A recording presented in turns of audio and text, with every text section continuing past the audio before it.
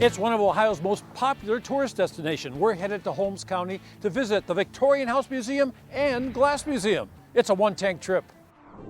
At the time when it was built, it was the largest home in Millersburg. This Queen Anne Victorian mansion was built in 1901 by L.H. Brightman, a wealthy Cleveland industrialist. He and his family lived here 2 years and they moved on. In 1971, the home was purchased by the Holmes County Historical Society. It's been refurbished and decorated to look like it would have looked in the early 1900s. From its beautiful parquet floors to stunning woodwork, the house was a testament to its owner's wealth. These were rich people and they traveled to Europe, and a lot of things were European. The fireplace, the tiles, and the casts came from Europe. The turrets, too, were all for show, and that was kind of how those Victorians, they liked to show their wealth.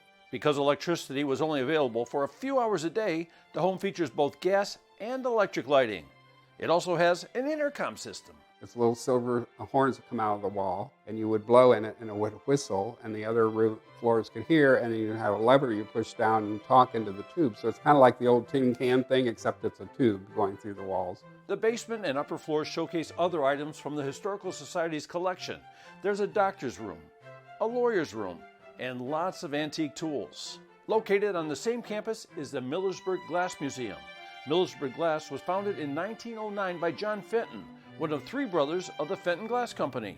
The glassware was only in production for 3 years, but the company made lots of it. However, it didn't become a popular collectible until the 1960s. You're going to see everything from the clear glass, which would have been everyday glass that people would have bought. It was not expensive at all. Then they got into the colored iridized glass, and that's more of the art of the glass making. The colored glass, you mix the colors, pour it in the mold, but when it comes out, then they put these special finishes on that give it that iridized carnival glass look. Now, carnival glass is a generic term that was used in that day for that process. The museum's most famous piece is the Holland vase, made to commemorate the birth of a royal family member.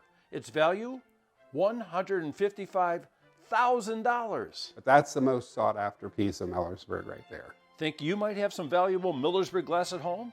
Well, guess what? There's no markings to identify it, but the patterns in the glass are unique to each company. Because of that, it's found many times in thrift stores and garage sales and flea markets, even to this day. While they won't appraise your piece, the museum will help you determine if it's Millersburg glass or not. And it's only a one-tank trip away. David Moss, Fox 8 News.